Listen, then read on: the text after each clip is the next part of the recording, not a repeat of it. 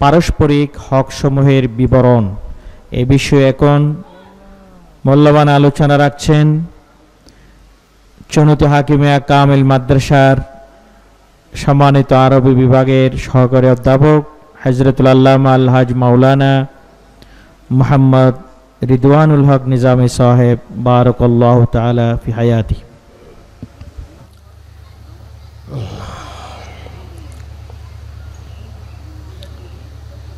আসসালামু আলাইকুম ওয়া রাহমাতুল্লাহি ওয়া বারাকাতুহু।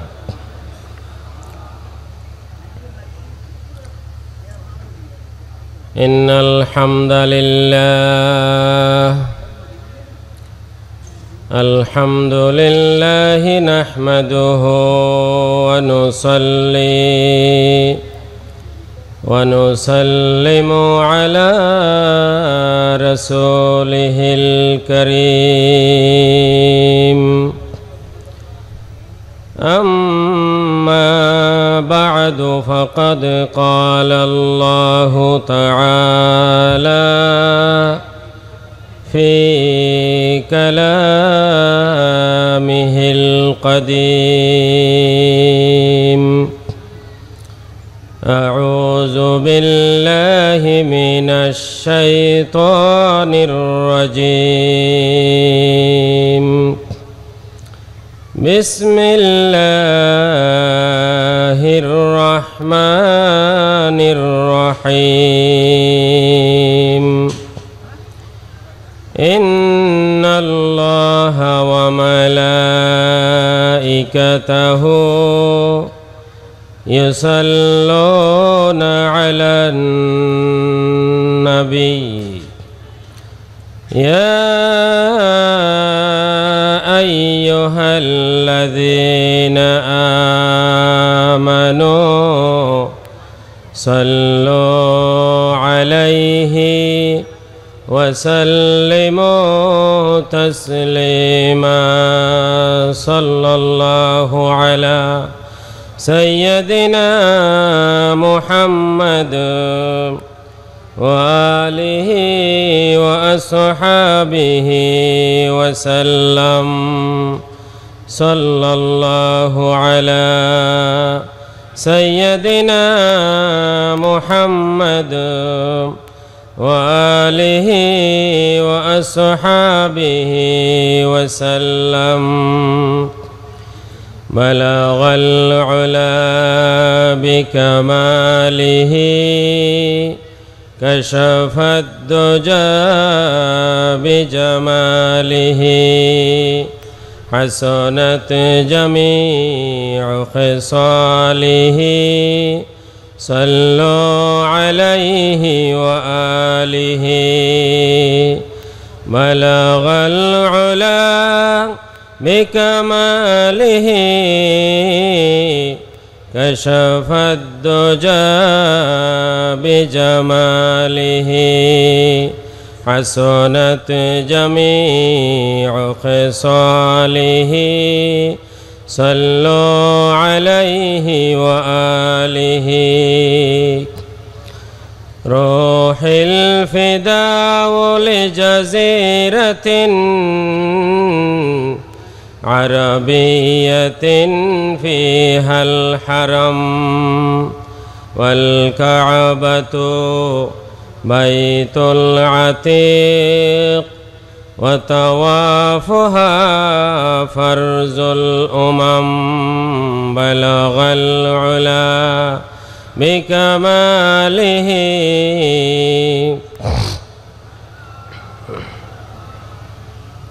حسنت جميع خصاله صلوا عليه وآله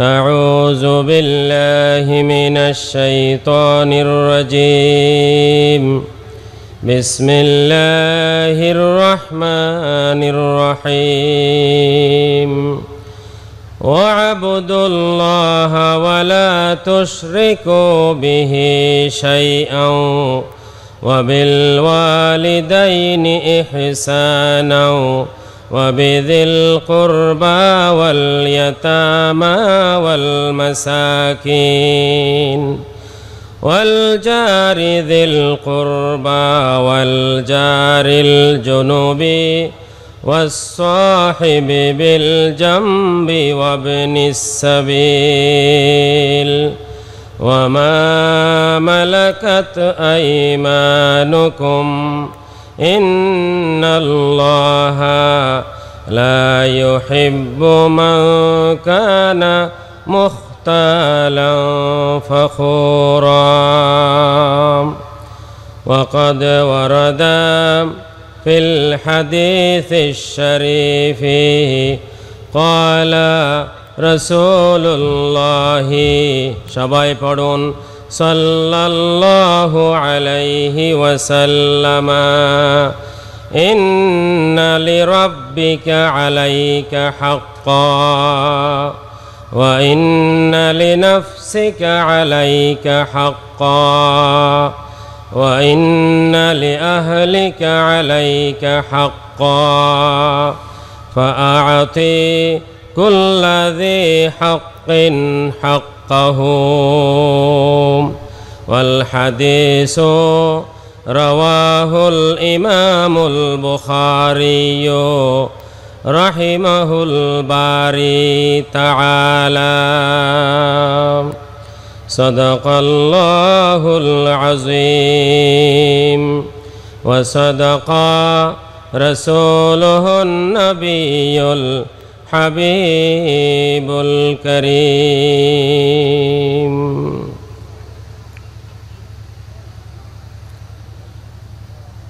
আশিকে রসুল মাশুকে খালায়েক অলিকুল শিরোমণি মুজাদ্দিদে মাহফিলে সিরাতুন নবী সাল্লাল্লাহু আলাইহি ওয়াসাল্লাম প্রখ্যাত আলেমে দ্বীন হযরতুল হাজ শাহ মাওলানা হাফেজ আহমদ রহমতুল্লাহি আলাই কর্তৃক প্রবর্তিত 19 দিন ব্যাপী 55তম ঐতিহাসিক আন্তর্জাতিক মাহফিলে সিরাতুন নবী সাল্লাল্লাহু আলাইহি ওয়াসাল্লামের আজ চতুর্থ দিবসের সমাপনী অধিবেশনের সম্মানিত সভাপতি সদরুস সুদূর বদরুল বুদুর আলেম সমাজের উজ্জ্বল নক্ষত্র ঐতিহ্যবাহী চট্টগ্রাম বাইতুস শরফ আদর্শ কামিল অনার্স মাস্টার্স মাদ্রাসার স্বনামধন্য অধ্যক্ষ মহোদয় ফজিলতুল শাইখ হযরতুল হাজ আল্লামা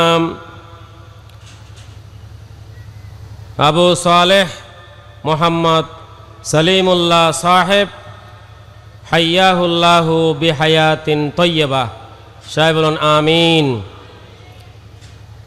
মাহফিলে উপস্থিত রয়েছেন উম্মুল মাদারিস চুনতি হাকিমিয়া কামিল অনার্স মাস্টার্স মাদ্রাসার সাবেক অধ্যক্ষ মহোদয়, সুন্নতি সমাজের মুরব্বী শাইখুশ শরিয়াতি ওয়াত তরিকা হযরতুল হাজ আল্লামা শাহ মাওলানা হাফিজুল হক নিজামী সাহেব দামাত বারাকাতুমুল আলিয়া। উপস্থিত রয়েছেন চুনতি মাদ্রাসারই প্রস্ফুটিত গোলাপ, চুনতি মাদ্রাসার বর্তমান স্বনামধন্য অধ্যক্ষ মহোদয়, আলেম সমাজের উজ্জ্বল নক্ষত্র হযরতুল হাজ আল্লামা ফারুক হুসাইন সাহেব দামাত বারাকাতুমুল আলিয়া। উপস্থিত রয়েছেন আজকের মাহফিলের সম্মানিত বিশেষ মেহমান, কক্সবাজার দোকান মালিক ফেডারেশনের সাবেক সভাপতি আমাদের এই লোহাগাড়ার ওই কৃতি সন্তান জনাব আলহাজ মুস্তাক আহমদ সাহেব, উপস্থিত কক্সবাজারের অন্যান্য মেহমানবৃন্দ, উপস্থিত হযরত উলামায়ে কেরাম, মুরব্বিয়ানে আজম, মুসল্লিয়ানে কেরাম, আইটি বিভাগের সদস্যবৃন্দ, মাহফিল পরিচালনা কর্তৃপক্ষ, মিডিয়ার মাধ্যমে যারা এই মাহফিলকে দেখছেন শুনছেন, সম্মানিত দর্শক শ্রোতা, পর্দানসীন মা এবং বোনেরা, খালারা, স্কুল কলেজ মাদ্রাসা ইউনিভার্সিটির ছাত্রবৃন্দ, আসসালামু আলাইকুম ওয়া রাহমাতুল্লাহি ওয়া বারাকাতুহু। মহান আল্লাহর দরবারে লক্ষ কোটি শুকরিয়া, যে মহান মনিব আমাদেরকে এই আন্তর্জাতিক মাহফিলে উপস্থিত হয়ে কিছু কথা বলার, কথা শ্রবণ করার তৌফিক যে মহান মনিব আমাদেরকে করে দিয়েছেন। আমরা সকলেই মনিবের দরবারে মনিবের শেখানো ভাষায় কালিমাতুশ শুকর আদায় করে আলহামদুলিল্লাহ। সাথে সাথে লক্ষ কোটি দরুদ এবং সালাম প্রেরণ করছি মানবতার মুক্তির দিশারি, সর্বকালের সর্বযুগের সর্বশ্রেষ্ঠ এবং সর্বশেষ মহামানব মুহাম্মদুর রাসূলুল্লাহ সাল্লাল্লাহু আলাইহি ওয়াসাল্লামের প্রতি, যার আনিত বিধান প্রতিষ্ঠা করাই আমাদের জীবনের একমাত্র টার্গেট। সাথে সাথে এই বাংলা সহ সারা বিশ্বের জমিনে ইসলামকে প্রতিষ্ঠা করার জন্যে যারা নিজের তাজা রক্ত বিলীন করে দিয়েছেন, বিশেষ করে জুলাই যোদ্ধা, যারা স্কুল কলেজ মাদ্রাসার ছাত্ররা এই বাংলাদেশকে স্বৈরাচার মুক্ত করার জন্যে, বাংলাদেশকে জালেম মুক্ত করার জন্য যারা নিজের তাজা রক্ত বিলীন করে দিয়েছেন, সেই জুলাই যোদ্ধাদের শ্রদ্ধাভরে স্মরণ করছি। এবং যিনি মাহফিল প্রতিষ্ঠা করেছেন শাহ সাহেব কেবলার রুহানি তাওয়াজ্জু কামনা করে এবং সকলের দোয়া কামনা করে আমি আমার নির্ধারিত বিষয়ের উপর নির্ধারিত সময় ইনশাআল্লাহ আলোচনা করার চেষ্টা করব। আপনারা পরিচালকের কণ্ঠে শুনেছেন আমাকে যেই বিষয়টি দেয়া হয়েছে, সেই বিষয় হচ্ছে সূরা নিসার 36 নম্বর আয়াতের আলোকে পারস্পরিক হক সমূহের বর্ণনা। বিশাল একটা বিষয় দেওয়া হয়েছে। আয়াত একটি হলেও এই আয়াতের মধ্যে আল্লাহ পাক রব্বুল আলামিন 10 প্রকার হকের কথা, 10 প্রকার অধিকারের কথা আল্লাহ পাক রব্বুল আলামিন ঘোষণা করেছেন। এই 10 প্রকার হককে আমরা 3 ভাগে ভাগ করতে পারি। একটা হচ্ছে হকুল্লাহ, আল্লাহর হক, আর একটা হচ্ছে হকুল ওয়ালিদাইন, পিতামাতার হক, আর একটা হচ্ছে হকুন নাস, মানুষের হক। আল্লাহর হক, মাতা পিতার হক এবং সমগ্র মানবতার হক, এই 3টা হককে আল্লাহ পাক রব্বুল আলামিন সূরা নিসার 36 নম্বর আয়াতে 10টি হকের মাধ্যমে আল্লাহ ঘোষণা দিয়েছেন। আলহামদুলিল্লাহ। আজকে আমরা পারস্পরিক হকের ব্যাপারে, অধিকারের ব্যাপারে সচেতন না হওয়ার কারণে আমাদের সমস্যা, আমাদের উপর মুসিবত, আমাদের উপর বলা সবগুলি নেমে এসেছে। যদি আমরা পারস্পরিক হক সম্পর্কে আমরা জানতাম, বুঝতাম, আজকে সমাজে এত অনিষ্টতা, সমাজে মারামারি, হানাহানি, রেষারেষি, এগুলি সমাজ থেকে বিদূরিত হয়ে যেত। আলহামদুলিল্লাহ। মহান আল্লাহ বলেছেন, আউযু বিল্লাহি মিনাশ শাইতানির রাজীম ওয়া'বুদুল্লাহা ওয়ালা তুশরিকু বিহি শাইআ।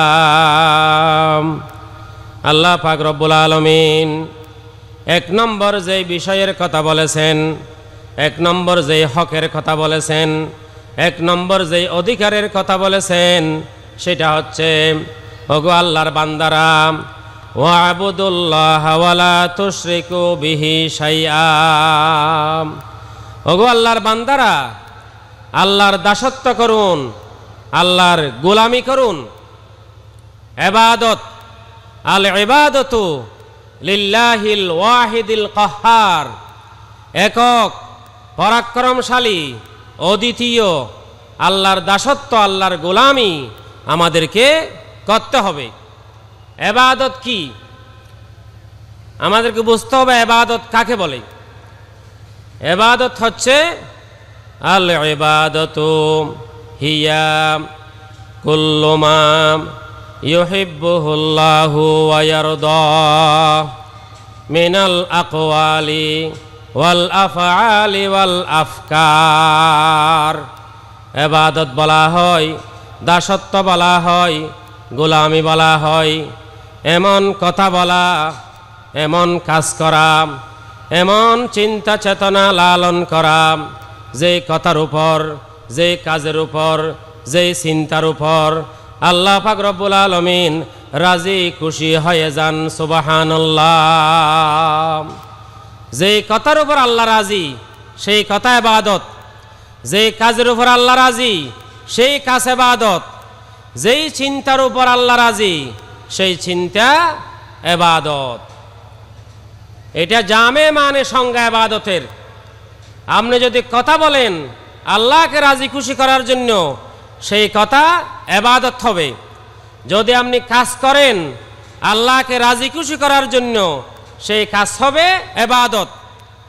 আপনি যদি চিন্তা করেন আল্লাহকে রাজি খুশি করার জন্য, আপনার আমার সেই চিন্তা হবে ইবাদত। সুবহানাল্লাহ।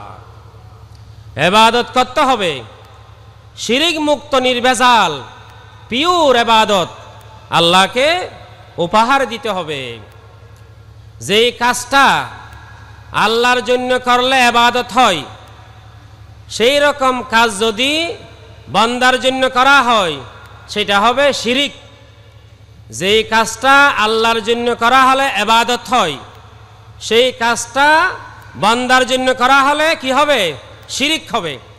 যেমন সিজদা, আমরা আল্লাহকে সিজদা করি। যে সিজদা আল্লাহকে করলে কি হবে? ইবাদত হবে। যদি সেই সিজদা বান্দাকে করি, কবরকে করি, ফিসাবকে করি, তখন সেই সিজদা কি হবে? শিরিক হবে। নাউযু বিল্লাহি মিন যালিক। তাহলে যেই কাজটা আল্লাহর জন্য করলে ইবাদত হয়, সেই রকম কাজ বান্দার জন্য করলে শিরিক হবে। আল্লাহর বিধান মতে নিজের সার্বিক জীবন পরিচালনা করা ইবাদত। আল্লাহর বিধান মতে নিজের ব্যক্তিগত জীবন, পারিবারিক জীবন, সামাজিক জীবন, রাষ্ট্রীয় জীবন, আন্তর্জাতিক জীবন, অর্থনৈতিক জীবন, সব জীবন আল্লাহর বিধান মতে পরিচালনা করা ইবাদত। যদি বান্দার বিধান মতে করা হয়, সেটা হবে শিরিক। নাউযু বিল্লাহি মিন যালিক। আল্লাহর বিধান মতে নিজের সার্বিক কাজ করা ইবাদত। যদি বান্দার সংবিধান মতে, বান্দার আইন মতে যদি নিজের জীবন পরিচালনা করি, যদি দেশ চালাই, তাহলে সেটা হবে কি? শিরিক। নাউযু বিল্লাহি মিন যালিক। সেই জন্যে আল্লাহ বলেছেন ওয়াবুদুল্লাহ ওয়ালা তুশরিকু বিহি শাইআ। ওগো আল্লাহর বান্দারা, আল্লাহর দাসত্ব করুন, গোলামি করুন, শিরিক মুক্ত সুবহানাল্লাহ। নির্ভেজাল দাসত্ব, নির্ভেজাল ইবাদত আল্লাহর জন্যে করতে হবে, শিরিক মুক্ত নির্ভেজাল সুবহানাল্লাহ। আমরা ঈমানদার, আমাদের ঈমানের মধ্যে আমাদের ঈমান শিরিক মিশ্রিত, নাউযু বিল্লাহি মিন যালিক। আমরা নামাজ পড়ি, রোজা রাখি, অনেক কিছু করি, কিন্তু আমাদের ইবাদত কি মিশ্রিত? শিরিক মিশ্রিত।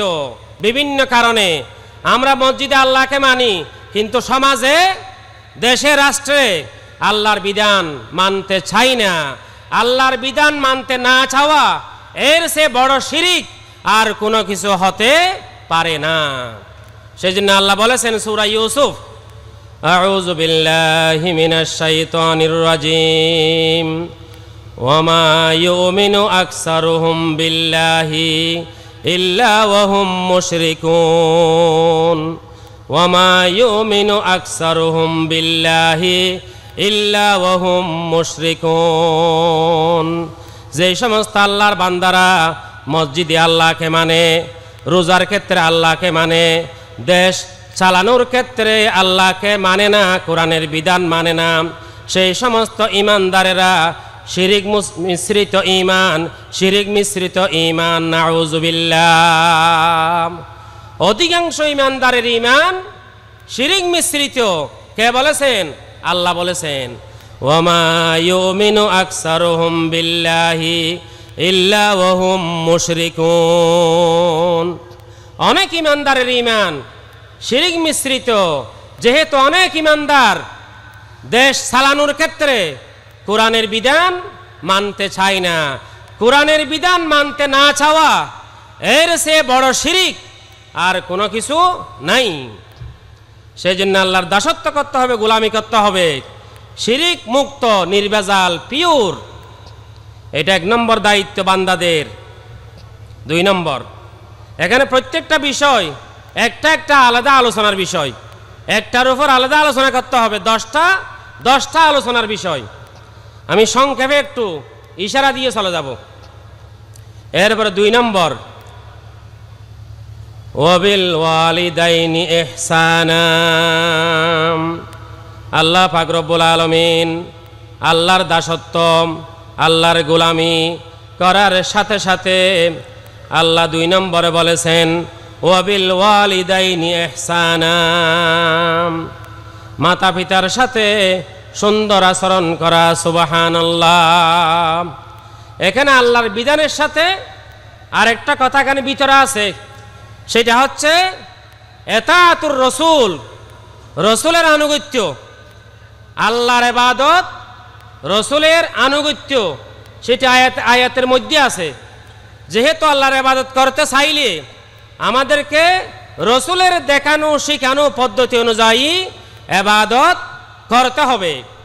আল্লাহর পরে আল্লাহর রসুল, এরপরে মাতা পিতা।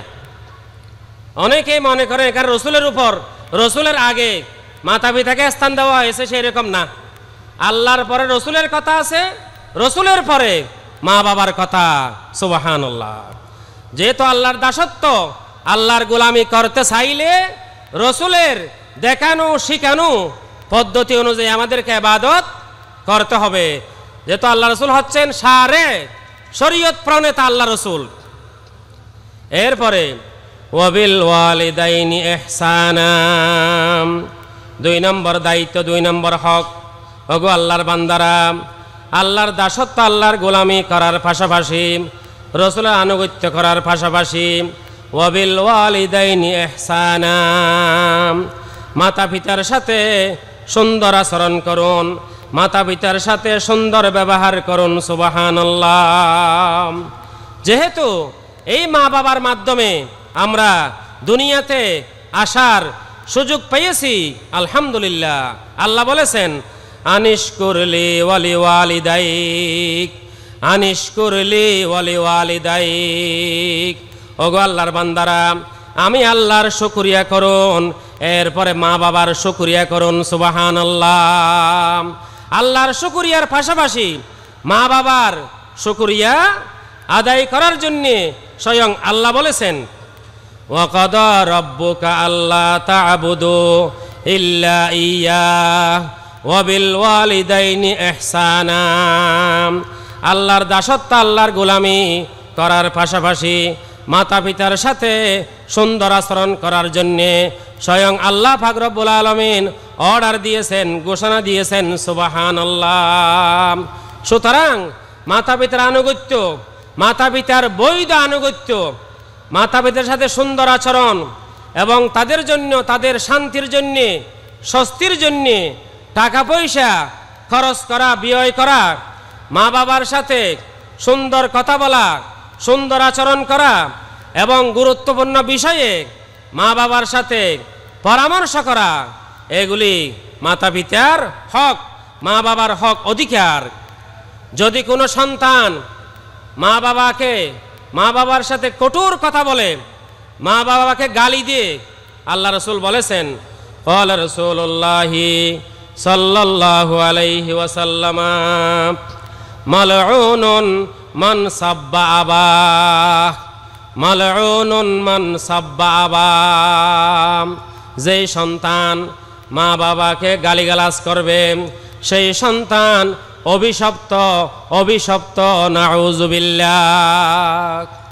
যেহেতু আল্লাহ রাসূল বলেছেন, রিদার রাব্বি ফি রিদাল ওয়ালিদি ওয়া সাখাতুর রাব্বি ফি সাখাতিল ওয়ালিদি। মা বাবার সন্তুষ্টি আল্লাহর সন্তুষ্টি, মা বাবার অসন্তুষ্টি আল্লাহর অসন্তুষ্টি। সুবহানাল্লাহ। মাতা পিতা সন্তুষ্ট থাকলে আল্লাহ সন্তুষ্ট থাকবেন। যেই সন্তানের উপর মা বাবা অসন্তুষ্ট, সেই সন্তানের উপর আল্লাহও অসন্তুষ্ট। আল্লাহ রাসূল বলেছেন, ক্বালা হুমা জান্নাতুকা ওয়া নারুকা। ওগো সন্তান, মা বাবা হচ্ছেন সন্তানের জন্য জান্নাত এবং সন্তানের জন্য জাহান্নাম। যদি কোনো সন্তান মা বাবার খেদমত করে, সেই সন্তানের জন্য জান্নাত অবধারিত। যদি কোনো সন্তান মা বাবার সাথে খারাপ আচরণ করে, গালিগালাজ করে, খারাপ কথা বলে, সেই সন্তানের জন্য জাহান্নাম অবধারিত। নাউযুবিল্লাহি মিন যালিক। মা বাবারও কিছু দায়িত্ব আছে, এগুলি অনেক লম্বা আলোচনার বিষয়। তাহলে সন্তানের দায়িত্ব মা বাবার সাথে সুন্দর আচরণ করা, সুন্দর কথা বলা, তাদের জন্যে, তাদের সন্তুষ্টির জন্যে নিজের অর্থ সম্পদ ব্যয় করার জন্যে বদ্ধপরিকর থাকা, এগুলি সন্তানের দায়িত্ব, মা বাবার অধিকার। এরপরে 3 নম্বর, ওয়াবিজিল কুরবা, ওয়াবিজিল কুরবা ওয়াল ইয়াতামা। 3 নম্বর হক, 3 নম্বর হক হচ্ছে ওয়াবিজিল কুরবা। নিকটাত্মীয়, আত্মীয় স্বজনের হক। যারা আত্মীয় স্বজন আছে তাদের কিছু হক আছে, দায়িত্ব, কর্তব্য আছে। যেই সমস্ত আল্লাহর বান্দারা আত্মীয়তার সম্পর্ক ছিন্ন করে ফেলে, আল্লাহ রাসূল বলেছেন, সেই সমস্ত ব্যক্তিরা জান্নাতে প্রবেশ করতে পারবে না। নাউযুবিল্লাহি মিন যালিক। ক্বালা রাসূলুল্লাহি সাল্লাল্লাহু আলাইহি ওয়াসাল্লাম, লা ইয়াদখুলুল জান্নাতা কাতিউ। আত্মীয়তার সম্পর্ক ছিন্নকারী জান্নাতে প্রবেশ করতে পারবে না। নাউযুবিল্লাহ। এখানে আদ-দুখুল মানে আদ-দুখুল আল আউয়ালি, প্রথম চান্সে তারা জান্নাতে প্রবেশ করতে পারবে না। যারা আত্মীয়তার সম্পর্ক ছিন্ন করবে, আত্মীয়তার সম্পর্ক ছিন্নকারী অভিশপ্ত, মালউন। হাদিস শরীফে আছে, ক্বালা রাসূলুল্লাহি সাল্লাল্লাহু আলাইহি ওয়াসাল্লাম, মান কানা লাহু আকারিবু দুআফা ওয়া লাম ইউহসিন ইলাইহিম লাম ইয়াকবালিল্লাহু সাদাকাতাহু ওয়া লা ইয়ানজুরু ইলাইহি ইয়াওমাল কিয়ামাহ। যেই ব্যক্তির গরিব, অসহায় আত্মীয় স্বজন রয়েছে, গরিব আত্মীয় স্বজন, সেই আত্মীয় স্বজনের কোনো খোঁজ খবর রাখে না, তাদের সাথে সুন্দর ব্যবহার করে না, আত্মীয়তার বন্ধন রক্ষা করার চেষ্টা করে না, বাহিরে বাহিরে লক্ষ লক্ষ টাকা খরচ করে, নিজের আত্মীয় স্বজনের ব্যাপারে কোনো খোঁজ খবর নাই, আল্লাহ রসুল বলেছেন সেই ব্যক্তির বাহিরের লক্ষ লক্ষ দান আল্লাহ পাক রব্বুল আলামিন কশ্চিন কালেও কবুল করবেন না। নাউযুবিল্লাহ। যেই বান্দা আত্মীয়তার সম্পর্ক রক্ষা করবে না, বাহিরে বাহিরে লক্ষ লক্ষ টাকা ব্যয় করতেছে, আত্মীয়দের কোনো সম্পর্কের খবর নাই, যেহেতু আত্মীয়রা গরিব অসহায়, মানুষ যখন গরিব হয় তাদের খোঁজখবর কেউ রাখে না, যখন মানুষ সম্পদশালী হয়ে যায়, বড় লোক হয়ে যায়, সবাই তার পরিচয় দিতে চায়, অমুক আমার এমন আত্মীয়, ওই আত্মীয়, সেই আত্মীয়, আমার মামা, আমার খালা, আমার অমুক, অনেকেই পরিচয় দিতে চায়, কিন্তু গরিব হয়ে গেলে আর কেউ খোঁজখবর রাখে না। নাউযুবিল্লাহ। আল্লাহ রসুল বলেছেন যেই সমস্ত বান্দারা আত্মীয়তার খোঁজখবর রাখে না, বাহিরে বাহিরে দান খয়রাত করে, আল্লাহ রসুল বলেছেন লাম ইয়াকবালিল্লাহু সাদাকাতাহু, সেই ব্যক্তির দান সদকা আল্লাহ পাক রব্বুল আলামিন কবুল করবেন না। ওয়ালা ইয়ানজুরু ইলাইহি ইয়াউমাল কিয়ামাহ, এবং সেই ব্যক্তির প্রতি আল্লাহ পাক রব্বুল আলামিন দয়ার দৃষ্টিতে আল্লাহ কিয়ামতের ময়দানে তাকাবেন না। নাউযুবিল্লাহ। সেই যে আত্মীয়তার খোঁজ খবর আমাদেরকে রাখার চেষ্টা করতে হবে। গরিব মানুষকে দান করলে আপনি সওয়াব পাবেন, গরিবকে দান করলে সওয়াব পাওয়া যায়, কিন্তু আত্মীয় স্বজনকে দান করলে ডবল সওয়াব, আত্মীয়দেরকে দান করলে ডবল সওয়াব। একটা হচ্ছে ওয়ালা জির রাহিমি সাদাকাতুন ওয়াসিলাতুন, যদি আপনি আপনার কাছের লোককে, আত্মীয় স্বজনকে দান খয়রাত করেন, তাহলে দান খয়রাতের সওয়াব হবেন। আত্মীয়তার সম্পর্ক বজায় রাখার জন্যে, আত্মীয়তার সম্পর্ক রক্ষা করার জন্য আপনি ডবল সওয়াব পাবেন। সুবহানাল্লাহ। সেই জন্য 3 নম্বর হচ্ছে আত্মীয় স্বজনের খোঁজ খবর আমাদেরকে রাখার চেষ্টা করতে হবে বেশি বেশি করে। আমার কোন কোন আত্মীয় স্বজন অসহায়, কোন কোন আত্মীয় গরিব আছে, অসহায় আছে, তাদের খোঁজ খবর আমাদেরকে আগে নেওয়ার চেষ্টা করতে হবে। এরপরে 4 নম্বর ওয়াল ইয়াতামা ওয়াল মাসাকিন। ওয়াল ইয়াতামা, অনেক মানুষ আছে আত্মীয়দের সম্পদ, আত্মীয়দের ওয়ারিস, আত্মীয়দেরকে মিরাসি সম্পদ তাদেরকে দিতে চায় না। আত্মীয় অনেক সম্পদ পাবে, আত্মীয়রা হকদার, বোনের সম্পদ অনেকেই দিতে চায় না। আল্লাহ রসুল বলেছেন যেই সমস্ত ব্যক্তিরা ওয়ারিসদের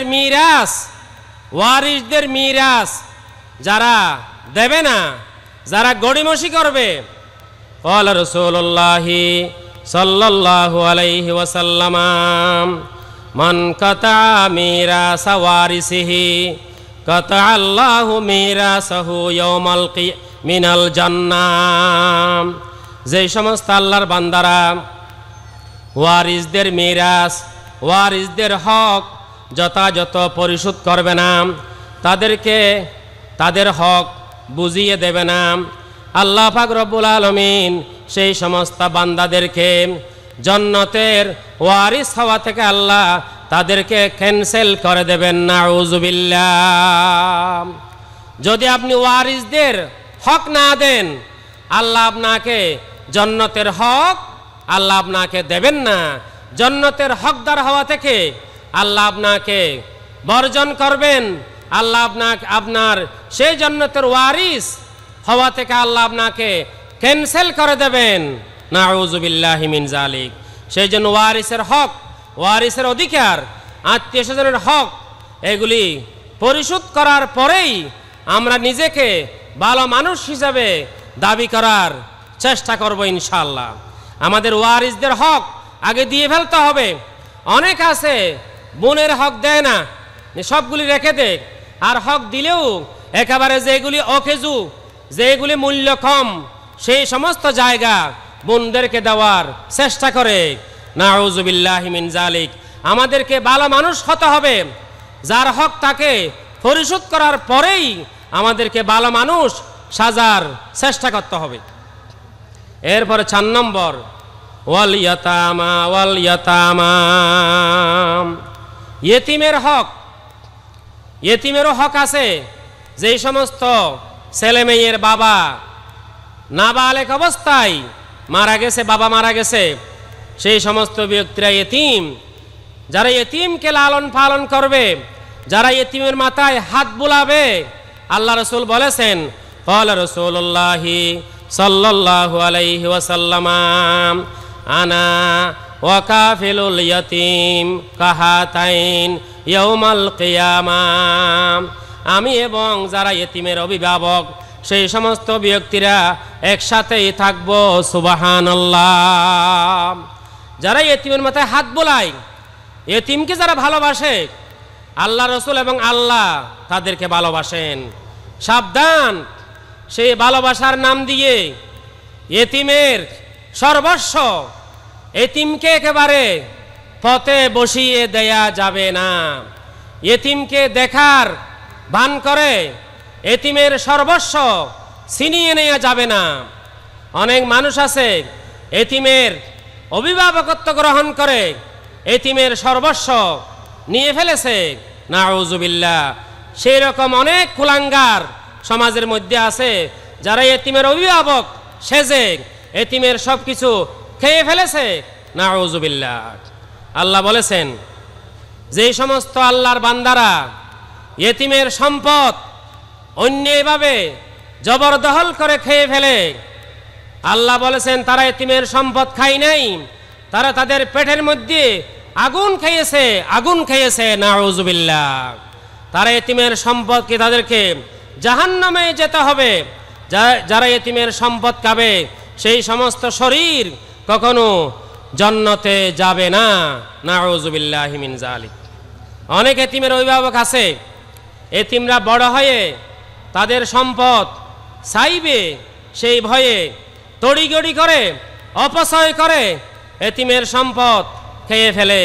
আল্লাহ বলেছেন, ওয়ালা তাকুলুহা ইসরাফাও ওয়া বিদারান আন ইয়াকবারু, ওয়ালা তাকুলুহা ইসরাফাও ওয়া বিদারান আন ইয়াকবারু। ওগো ইয়েতিমের অভিভাবকেরা, যারা ইয়েতিমের অভিভাবকত্বের দায়িত্ব গ্রহণ করেছেন, আপনারা এই ইয়েতিমের সম্পদকে, ইয়েতিমরা বড় হয়ে বালেক হয়ে তাদের সম্পদ তারা চাইবে, অধিকার চাইবে, এই ভয়ে তড়িগড়ি করে অপচয় করে ইয়েতিমের সম্পদকে খেয়ে ফেলবেন না। নাউযুবিল্লাহ। ইয়েতিমের সম্পদ জবরদখল করে খেয়ে ফেলা, অভিভাবকত্বের ভান করে সর্বস্ব তাদেরকে, ইয়েতিমকে সর্বস্ব হারিয়ে ফেলা, তাকে পথের মধ্যে বসিয়ে দেওয়া, এইগুলি কোনো ভালো মানুষের পরিচয়, ভালো মানুষের স্বভাব হতে পারে না। আল্লাহ রাসূল বলেছেন, 7টি বিষয় মানুষকে ধ্বংস করে, 7টি বিষয় মানুষকে ধ্বংস করে। তন্মধ্যে একটা হচ্ছে ওয়া আকলু মালিল ইয়াতীম, ওয়া আকলু মালিল ইয়াতীম। যে সমস্ত আল্লাহর বান্দারা ভালো মানুষ সেজে ইয়েতিমের সম্পদ খেয়ে ফেলেছে, সেই সমস্ত ব্যক্তিদের ধ্বংস অনিবার্য, অনিবার্য। নাউযুবিল্লাহ। সেই সমস্ত বান্দারা জাহান্নামী, জাহান্নামী। নাউযুবিল্লাহ। এরপরে 5 নম্বর ওয়াল মাসাকিন, মিসকিনের হক। অসহায় মানুষ, মিসকিন, অসহায়, নিঃস্ব, যার কোনো অর্থ সম্পদ নাই, অসহায় মানুষ, যারা মানবেতর জীবন যাপন করছে, সেই সমস্ত মানুষের হক আছে। যারা সম্পদশালী আছে তাদের দায়িত্ব আছে, তাদের কর্তব্য আছে। শুধু নামাজ পড়া ভালো কাজ, রোজা রাখা ভালো কাজ, এই ভালো কাজের পাশাপাশি আরো কিছু ভালো কাজ আছে। মিসকিন অসহায় মানুষের পাশে দাঁড়া, গরিব মানুষের পাশে দাঁড়া, মানবতার সেবা করা, সেইগুলিও ভালো কাজ। আল্লাহ রাসূল বলেছেন, ক্বালা রাসূলুল্লাহি সাল্লাল্লাহু আলাইহি ওয়াসাল্লাম আস-সাঈ আলাল আরমালাতি ওয়াল মিসকিন কাল মুজাহিদ ফি সাবিলিল্লাহ আউল কায়িমিল লাইলা আস-সায়িমিন নাহার। আল্লাহ রাসূল বলেছেন, ওগো উম্মতের নরনারী জেনে রাখুন, আস-সাঈ আলাল আরমালা, বিধবা নারীদের সহযোগিতা করা, যে সমস্ত মহিলাদের স্বামী মারা গেছে, যে সমস্ত মহিলা অসহায় মানবেতর জীবনযাপন করছে, সেই বিধবা নারীদের সহায়তা করা এবং মিসকিন অসহায় মানুষের সহায়তা করা, এর সওয়াব হচ্ছে কাল মুজাহিদ ফি সাবিলিল্লাহ, আল্লাহর রাস্তায় জিহাদ করলে যেমন সওয়াব, অসহায় মানুষের সহযোগিতা করলেও সেই রকম সওয়াব। সুবহানাল্লাহ। শুধু তাই নয়, আউল কায়িমিল লাইলা আস-সায়িমিন নাহার, যে সমস্ত আল্লাহর বান্দারা সারা রাত নফল নামাজ পড়ে পড়ে রাত্রি জাগরণ করে, সারা দিন রোজা রেখে রেখে দিন অতিবাহিত করে, সেই সমস্ত ব্যক্তিরা যেই রকম সওয়াব পাবে, যারা মানবতার সেবা করবে, অসহায় মানুষের সেবা করবে, বিধবাদের সেবা করবে, ইয়েতিমের সেবা করবে, সেই সমস্ত বান্দাদেরকেও আল্লাহ পাক রব্বুল আলামিন রাত্রি জাগরণকারী ব্যক্তিদের মতো দিনের বেলায় রোজা রাখে এমন ব্যক্তিদের সমান সওয়াব আল্লাহ তাদের আমলনামায়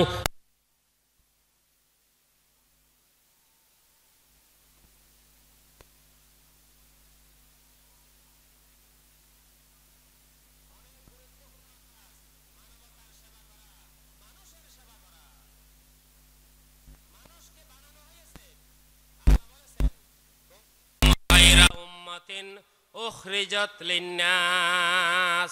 ওগো আল্লাহর বান্দারা, আল্লাহর বান্দাদেরকে আল্লাহ সৃষ্টি করেছেন মানবতার সেবা করার জন্যে, মানুষের সেবা করার জন্যে, সৃষ্টির সেবা করার জন্যে। আল্লাহ পাক রব্বুল আলামিন আল্লাহর বান্দাদেরকে সৃষ্টি করেছেন। সুবহানাল্লাহ।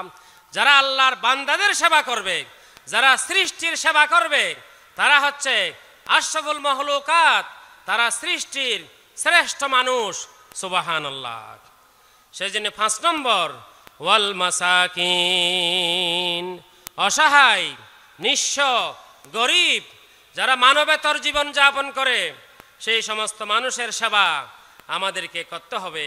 আল্লাহ বলেছেন, জান্নাতের পথ, ত্যাগের পথ, দুর্গম গিরিপথ, জান্নাতে যাওয়ার পথ 6টি।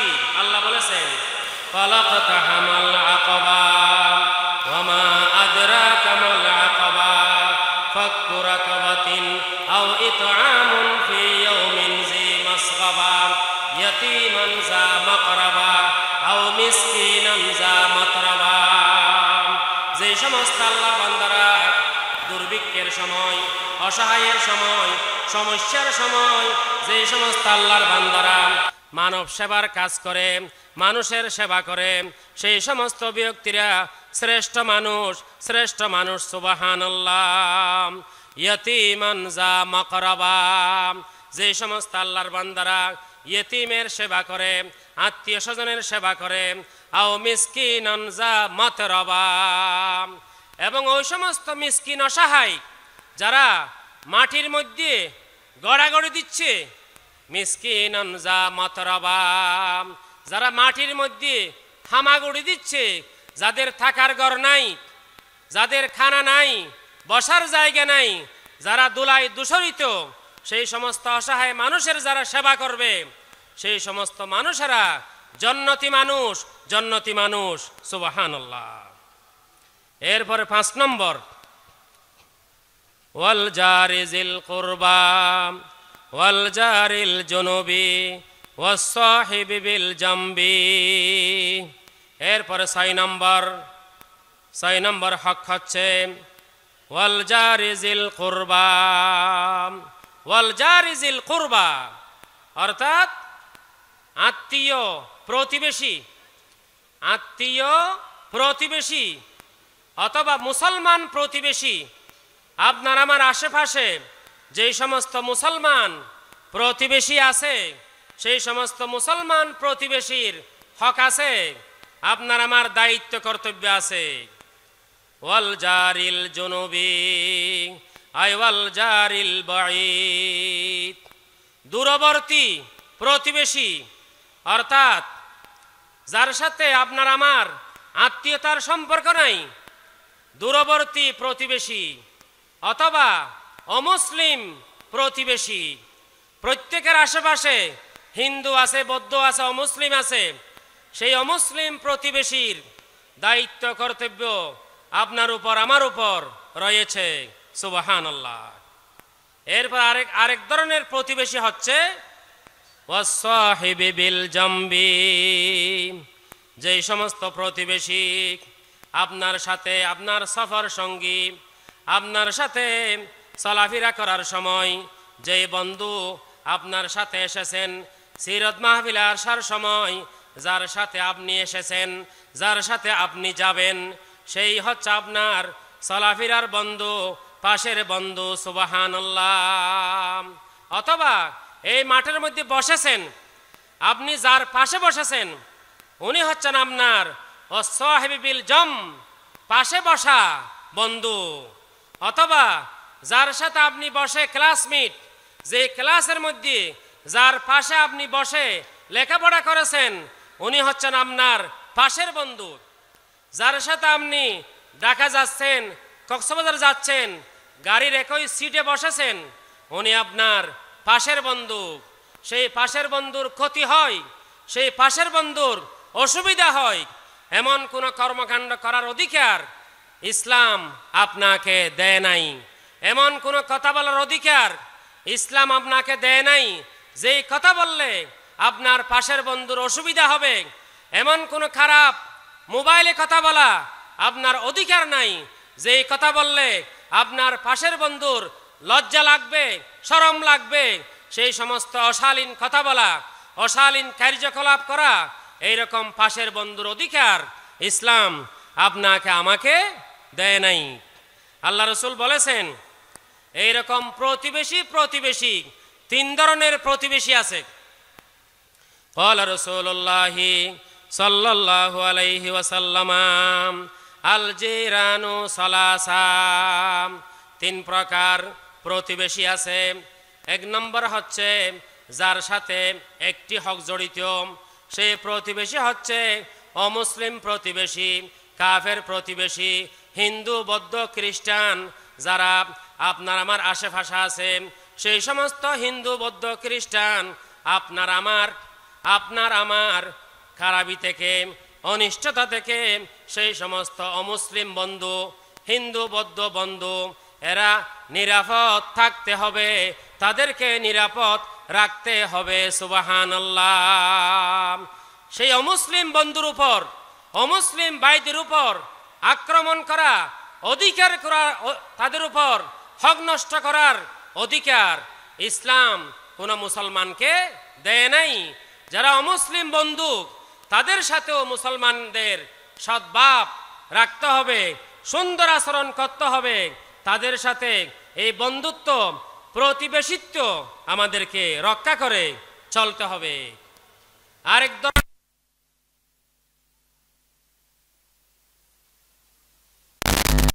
সাথে দুইটা হক আছে, একটা হচ্ছে মুসলমানের হক, আরেকটা হচ্ছে প্রতিবেশী হিসাবে হক। আরেক প্রকার প্রতিবেশী আছে, তারা হচ্ছে আত্মীয় মুসলমান প্রতিবেশী। এক নম্বর আত্মীয়, দুই নম্বর মুসলমান, তিন নম্বর প্রতিবেশী। এই তিন ধরনের হক, দুই ধরনের হক, এক ধরনের হক, এই তিন প্রকার প্রতিবেশী আমরা আমাদের আশেপাশে আমরা দেখতে পাই। সেই প্রতিবেশীর অনেক দায়িত্ব আমাদের রয়েছে। এক নম্বর দায়িত্ব কাফুল আযা আনহুম, অমুসলিম প্রতিবেশী, মুসলমান প্রতিবেশী, আত্মীয় মুসলমান প্রতিবেশী, এই তিন ধরনের প্রতিবেশীর প্রতি এক নম্বর দায়িত্ব হচ্ছে কাফুল আযা আনহুম, এই প্রতিবেশীকে কোনোভাবে কষ্ট দেয়া যাবে না। সুবহানাল্লাহ। সেই প্রতিবেশীর কষ্ট হয় এমন কোনো কথা বলা যাবে না, এমন কোনো কাজ করা যাবে না। আল্লাহ বলেছেন যেই সমস্ত আল্লাহর বান্দারা মুমিনদেরকে কষ্ট দেবে, যারা প্রতিবেশীকে কষ্ট দেবে, তারা অভিশপ্ত, তারা পাপিষ্ঠ। নাউযুবিল্লাহি মিন যালিক।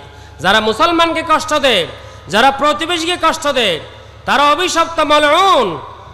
আল্লাহ রাসূল বলেছেন, ক্বালা রাসূলুল্লাহি সাল্লাল্লাহু আলাইহি ওয়াসাল্লাম, ওয়াল্লাহি লা ইউমিনু, ওয়াল্লাহি লা ইউমিনু, ওয়াল্লাহি লা ইউমিনু। আল্লাহ রাসূল বলেছেন, ওই ব্যক্তি ইমানদার নয়, ওই ব্যক্তি ইমানদার নয়, ওই ব্যক্তি ইমানদার নয়। সাহাবায়ে কেরাম বললেন, ওগো আল্লাহর হাবিব, সেই কুলাঙ্গার, সেই অভিশপ্ত সে কে? আল্লাহ রাসূল বলেছেন, আল্লাযী লা ইয়ামানু জারুহু বাওয়াইকাহু। ওই ব্যক্তি ইমানদার নয়, ওই ব্যক্তি ইমানদার নয়, ওই ব্যক্তি ইমানদার নয়।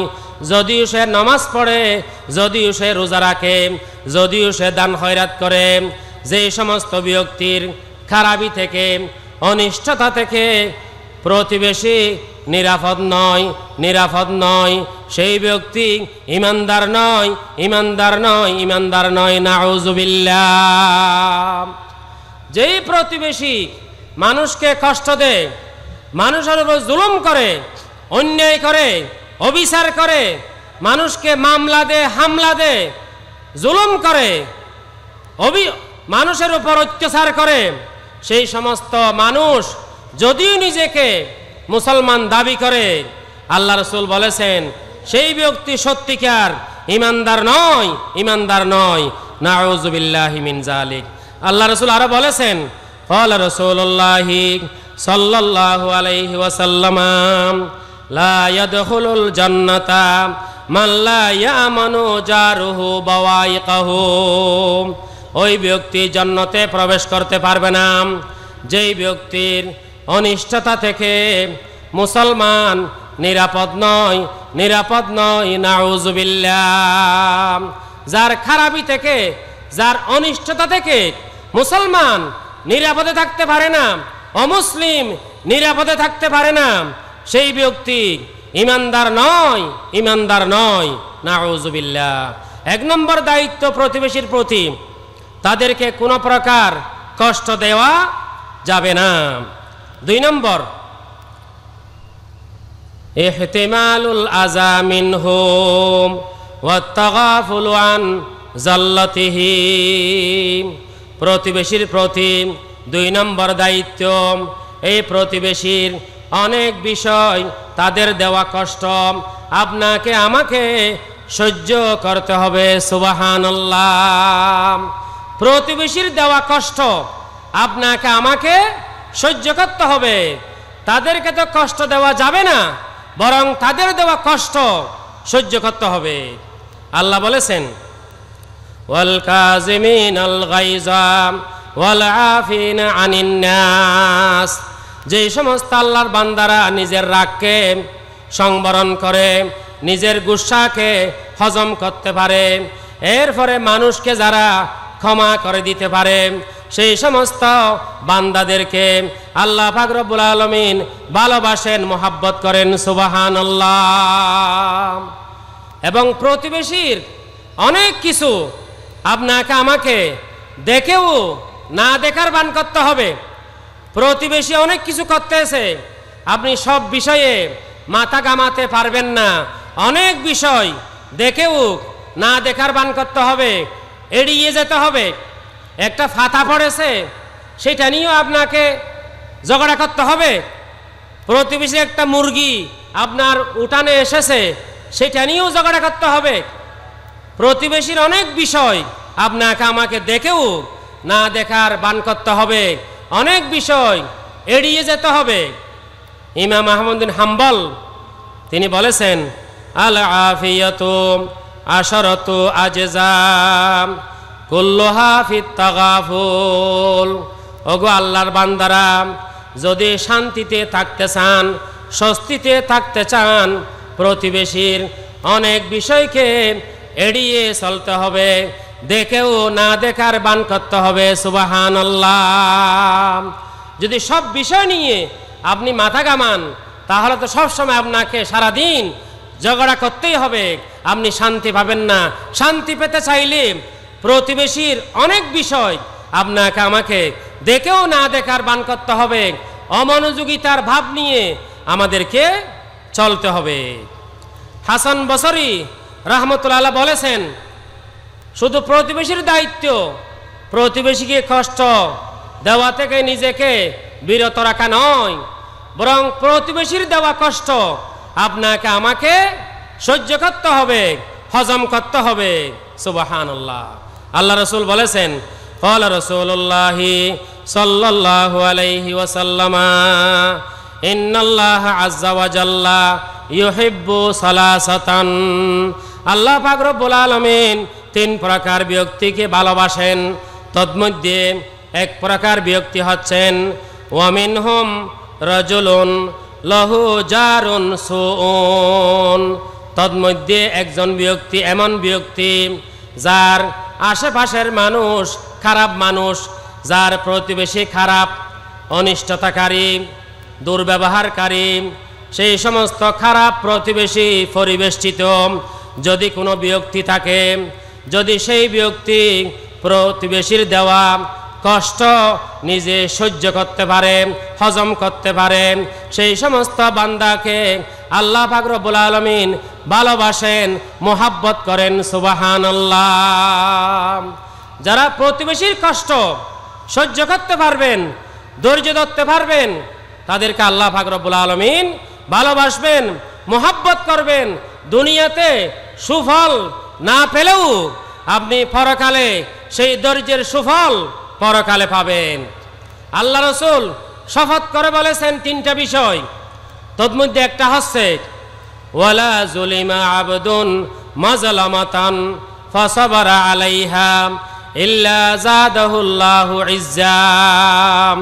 আল্লাহ রাসূল শপথ করে বলেছেন তিনটা বিষয়, তন্মধ্যে একটা বিষয় হচ্ছে যে সমস্ত আল্লাহর বান্দারা মজলুম হবেন, যেই সমস্ত আল্লাহর বান্দারা নির্যাতিত হবেন, যেই সমস্ত আল্লাহর বান্দারা অন্যায়ভাবে ফাঁসির কাষ্ঠে যাদেরকে ঝুলানো হয়েছে, যেই সমস্ত আল্লাহর বান্দার নিরপরাধ তাদেরকে মামলা দেওয়া হয়েছে, মজলুম হয়েছে, নির্যাতিত হয়েছে, কারাগারে যেতে হয়েছে, পাহাড়ে পর্বতে থাকতে হয়েছে, ঘরবাড়ি ছেড়ে দিতে হয়েছে, যারা মজলুম হয়েছে, মজলুম হওয়ার পর যদি আল্লাহর বান্দারা ধৈর্য ধারণ করতে পারে, সেই মজলুমদের সম্মান আল্লাহ দুনিয়ার মধ্যে বাড়িয়ে দেবেন, সেই মজলুমদের সম্মান আল্লাহ পরকালও বাড়িয়ে দেবেন। সুবহানাল্লাহ।